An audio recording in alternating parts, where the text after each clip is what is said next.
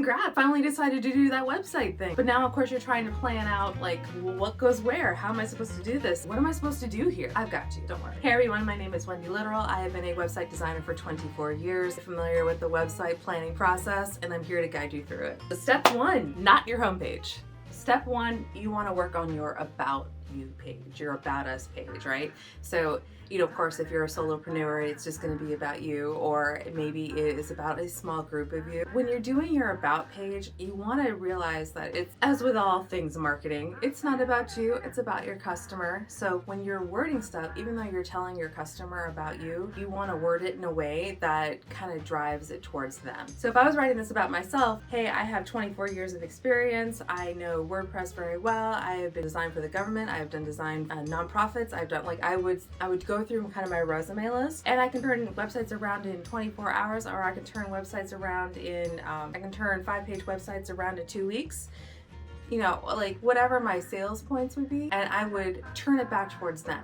So I'm not just saying, hey, look at all these cool things, all this experience I have. I would say, and I can use this experience to help you get over your end goal faster. So that's kind of something you want to keep in mind when you're writing your About page. It's not about you, it's about them. So they want to know, how quickly can you get this website live and working for me? Or, hey, how quickly can you get these graphics turned around for me? Or how quickly can you, it's all about time and money for the customer.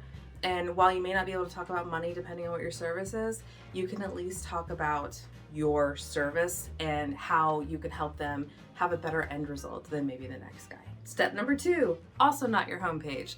Step number 2, you want to look at your contact page, right? When you're working out your content, you want to look at your contact page. Now your contact page, you want to have a contact form, and they're pretty easy to set up anymore, especially through WordPress. Basically, the reason that you want a form and not an email address is because there's these things called spam bots that kind of crawl over the internet, and anybody who has a web address just sitting on a web page, like, hey, support at, Dell.com, or for example, that is going to get spammed because the crawler goes over the web page, picks up that email address, puts it in their spam database, and boom, that is now in a spam list for forever, right? So never put your personal email address up there because it will die to the spam gods, right? What you want to do is have a form, and it's a little bit more secure anyway. Depending on how you do it, it may or may not actually be secure.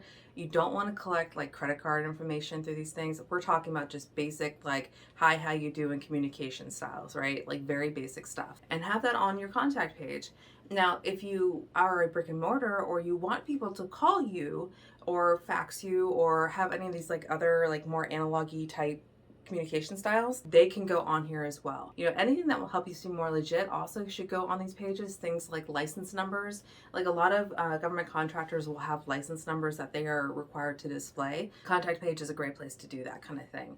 Your contact page really should just be how best to serve your customer. Now, if somebody calls you but you don't return their phone calls, or you're not, like, it's not the best mode for you, don't put your phone number on there. You want people to funnel to the contact form that is going to be the best for you. If that is you responding to these emails that you get from the contact form, they fill out the contact form sends you an email with all that information in it, and you respond to that, and that is your system of communication with your customer, that is the way you should go. If you want people to call you, screw the form, put the phone number on there. You want to funnel people to the thing that is going to help you provide the best customer service. That's what your contact form should be.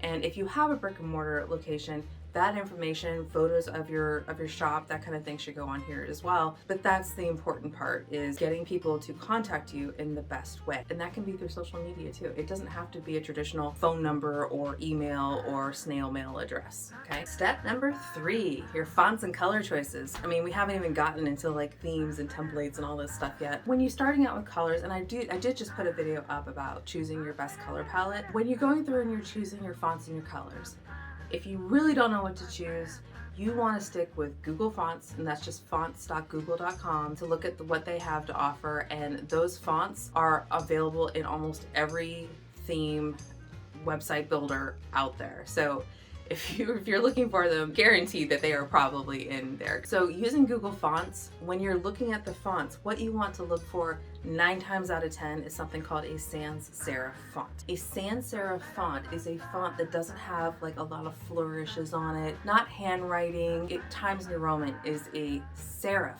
font because it's got the, like, think about the T in a Times New Roman, it's got like the little edges that come down on either side. Those edges are called serifs because they're like little flourishes on the ends of the T. Now you can have it in like headlines, right? Headlines, subheaders, that kind of thing, but you don't want it in the body of your text. Why? Because it makes things harder to read, and a confused mind doesn't buy. So you don't want to add confusion to them because they can't figure out what your title says because you picked a cursive font. Don't pick a cursive font. And there's a reason newspapers don't do cursive fonts in headlines. They do very blocky text that's very easy to read, and the actual body of the text is what's called sans serif. Again, it doesn't have any of these flourishes in it because it's very easy to read. It's very straightforward. There's no extra work for the mind to make as it's going through and doing it. Colors, I did put a video, and I'll put a link to it here in the info card, but I'll also link to it at the end. When you're choosing your colors, it is not about you. It's not about you at all. You need to pick out what is good for your industry. What are the predominant colors in your industry? Not what your competitors are doing, but going through and getting like a collection of your competitors and collection of just people in your industry. They don't have to be your competitors. They could just be other people that maybe are like info parts of your industry, like the news for your industry, and just see what colors everybody has chose, you know. And if somebody posts a lot to Instagram, but they're in your industry and they're kind of like a representative of your industry, what do they do for their Instagram feeds? Like, what are the main colors? And just looking at all the colors and just seeing what the trend is. Most industries, like blue is like a default. If you don't know what colors to pick a blue palette. Just pick a blue palette and don't think another thing about it. That blue palette will be just fine. And there's a whole lot of psychology, which I won't get into in this video. I'd get into it in the other video, but basically blue works for males and females as far as like how we perceive things. So you don't know what to do, choose blue. But if you look at your industry and you see maybe a lot of pinks, yellows, or like a lot of yellows and greens, like maybe it's like a lawn industry, you see a lot of yellows and greens. That's like your visual cue, right? Like some of the stuff is common sense, but some of it's not. You look through and you see what the trending color is in that realm. You want to be in that niche with everybody else, right? So don't go too far out of it. A lot of times somebody will try to be like, green, I'm going to do red because it's going to make me stand out. That can backfire, right? Because a consumer, who is what you're trying to do, you're trying to get the consumer to buy for you. Consumer may not recognize you as somebody that they want to look for because they're looking for green and you've got red. As a general rule, you want to stick with what's in your industry. Step number 4. Okay, so step number 4 is kind of a fun one. Themes. Now, it doesn't matter which website builder you're using, and you probably are using a website builder. Most people do at this point in the web world. And the biggest one is WordPress, which is like something like 33% of the entire global internet. So chances are you probably have a WordPress site. If you don't, it could be one of these other major website builders. All of them come with themes. You can choose which kind of theme you want. The one that I recommend, I'm going to put in the show notes, is called Avada. It can be a little complicated, but it can also be really, really easy. So, you know, it's as far as like choosing a theme with Avada, you can just go in and just be like, I want that one, and it will pre-populate your entire website, and then you just can kind of pick and choose which ones you want.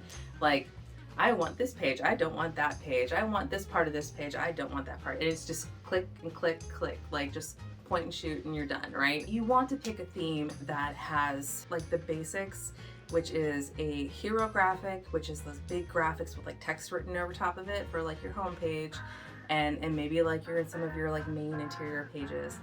But then the rest of it is just very easy to read. You want to look for a lot of spacing. Other thing you want to look for is how does that transition in mobile. So if you're looking at a theme, you know, you can take your browser window, like if you've got maximized like any window in, I think it's the same on Mac or PC, but like you can take the edges of the window, the browser window, and then like move it in. When you move it in, that website should transform and kind of look like it would if you were looking at it on your phone. So what you want to look for when this happens is that when it goes to the mobile phone, how is that spacing looking, right? Do things mess up? Does the menu at the top, does it transform into a mobile menu, and does it make it really easy to still navigate? Like, what happens when you go to mobile? So when you're looking for these themes, yes, you're looking for spacing. Yes, you're looking for the style. Do you like the way that the elements are structured? But how does it respond on mobile? Now, the reason that this is important, even if, for example, my website, it's something like 96% of the people that visit my website do so on a desktop. They don't use mobile. They just don't, right? Because most of the people that look for my website are looking from a corporate standpoint.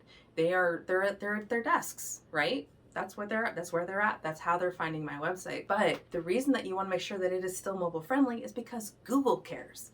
Google cares about mobile readiness. So if your website is already, because of this theme, mobile friendly and Google can navigate through the mobile version of your website, that's going to give you a leg up when you go to do your search engine optimization later. All right, so step number 5. Step number 5 is your products and services. Now, of course, if you are selling something on the internet, it's either going to be a product or it's going to be a service. These are generally kind of the same at this point. When you go to create your product and service pages, the first thing you want to do is make sure your opening part of it is super clear. You want to have a call to action at the top of your product pages, at the top of your service pages that says, hey, you, my ideal customer, and call them out as closely as you can and say, hey, you, my ideal customer, for example, hey, you small business person, I'm sure you're looking for an affordable website. Why don't you check out one of my packages below where I walk you through exactly how to set up that website without a problem. Now, that was very off the cuff, but the idea is that either you have a video at the top that does this pitch, or you say it in a text in a very short elevator pitch, no more than one sentence. Very short, very clear, bigger, right? You want the top, you want it to be bigger for your main product that you are trying to push, or your main service that you're trying to push.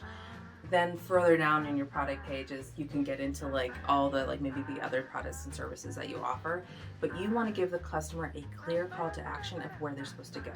Now, chances are on any of these pages, and this is the reason that we have not done the homepage first, most of the time when somebody searches your website, they're doing it through Google, and Google is not sending them to your homepage. They're not sending them to your product landing pages or your product main pages. What they're doing is they're sending them directly to that product listing page.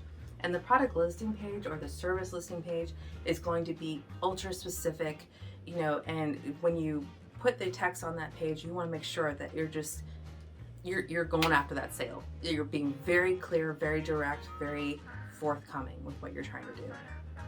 And that's going to lead me to step number 6. So step number 6 is your blog. So when you create a website, you have to have a blog. Now, whether or not you call it a blog, basically a blog is just extra pages on your website, right? Some people call them post pages. There's not really a big difference between pages and posts. They are the same thing. Like code-wise, they are exactly the same. But what makes a blog special is that this is kind of like the dumping ground for all the content that's going to grow your business. This is the stuff Google picks up. This is the most of the time when somebody comes to your site. My main performing pages are blog post pages. And we're talking thousands of hits per month. They're not my main page. They're not my home page. They're not my contact page, my about page. People come in through my blog pages because it's me talking about topics in my industry. And then from there, they can navigate to the other pages, right? They come in through the blog, but then they leave through a service page or an ebook page, or they want to download one of my freebies, that kind of thing, right? But they come in through the blog and then they leave through a different door. And that's what I'm trying to tell you is that for your blog, you want to make sure that it is easy to navigate. It gives you a space for a sidebar, because that sidebar kind of helps you kick people to where you want them to go. It gives you a place to provide a call to action so that you can get them to go where you need them to go in order to. All right, that's going to lead us to number 7. Number 7 is great because it's our homepage. So our homepage, the reason that we did it last is because the homepage is really, it's made up of every other page on your whole site. So when you're going through and you're planning out your homepage, do everything else first, and when you go to do your homepage, you're just going to be pulling bits and pieces from all the other work you've already done and putting it on your homepage. The very top of your homepage is going to be probably a hero graphic with some text on it and a button, and those things together are going to be your call to action to the main part of your site. what is the main thing you're selling, right? Put it there. If you're a nonprofit, what is the main thing you need to ask people to do? Is it to get donations? That goes there. You need to make stuff very, very apparent in this space. That space on your homepage is gold, right? Now, like I said, it's not the main page that people go to, but it is the main page that people go to validate you. So for example, if I give someone my business card, they go to the homepage. If somebody is checking me out on social media, well, it's my homepage that's linked. You see where I'm going with this? It's the validation part of your site. It is what proves you are who you are and that you are a legitimate thing. So when you have that precious, what's called above the fold space, it's an old newspaper term from when they would flip open the newspaper. If it was above where the crease was in the newspaper, that's above the fold. In the web world, it's above the scroll, right? So as soon as that space that so that space that you see right there where you can like make a change, like that space above the fold it's where you want to put your most prized information. What is the thing that you try to elevator pitch people on? It needs to go right there. And then below that, you can pull other things. So the first thing is your call to action. The second thing should be your about you, like your about us and page information. And that can just be a picture, like a picture that takes up like 50% of the screen, and the other half sends people to your about page so that they can get more information, and give them like your one-liner about like who you are and why you're important. And below that, you want to have a place where people can sign up for email services. So example, even if you don't send out an email newsletter, still have this on your website. And the reason is because collecting email addresses takes so much time when you first start out. You might get one every 2 months when you first start out. Like, it's silly slow. Until you start getting traffic, people aren't just going to sign up for stuff. Now, there is a caveat to this. You can make it so that there are different web apps, like ConvertKit does it, Flowdesk does it. I'll link all these in the description. But basically, you can have it so that as a person scrolling down your site, when they get like 30% of the way down, all of a sudden it pops up a thing and then asks people to sign up for the newsletter. If you do that, don't put it on your homepage. You still can if you're trying to fill space. It does not matter if it's there twice. But if you're doing that, you don't necessarily have to do that. Then to close out your homepage, you can either have another call to action to another part of your site. Maybe it's a product, maybe it's a service, or maybe it's just your contact page. Now, I would suggest, because we're talking about user experience here, you want to have them to have the easiest user experience, and it could just be that you put a micro contact form on the bottom of your homepage. And it could be the exact same form, the same code that's on your contact page, but you plop it there at the bottom of your homepage, because it keeps them from having to click, go to the contact page, and then fill out the form over there. They just fill it out there and they're done. And their experience with you has been fluid, right? Like, it's good, right? So why wouldn't you do that? It just makes it easy. And then below that's just your footer. And your footer should have your link back to your homepage. And that can usually just be a logo, and you can link the logo to your homepage. And then below, like, you can also have your address, your phone number if you're doing that, and then links to like the main parts of your site. You should also have your terms of service, your terms of use, right? And there are, just Google a template for terms of use. You'll find a million of them. You need to have one on your website. It's like a legal thing. And then also you want to have a privacy statement. Now, that is also the same thing. Google it, you'll find a template for it. There's a million of them out there. The reason you want these two things is because they provide validity for you, and they also they make Google a little bit happier too, because you're showing that you are trying to be legit. Alright guys, so this is where I'm going to send you off to go look at that colors palette video that we talked about earlier. Totally worth the watch. It goes into all the psychology behind it and why it's awesome without boring you to tears. And then I'm also going to ask you to subscribe, because subscribing is what makes YouTube happy. They share more of my videos. So because you share more of the videos, it's like leaving them a little virtual tip. So I really appreciate it when you do that, and even just saying thanks, Wendy, in the comments. Man, all that stuff really makes a difference and helps support my channel. So take care, guys, and I'll see you in the next one.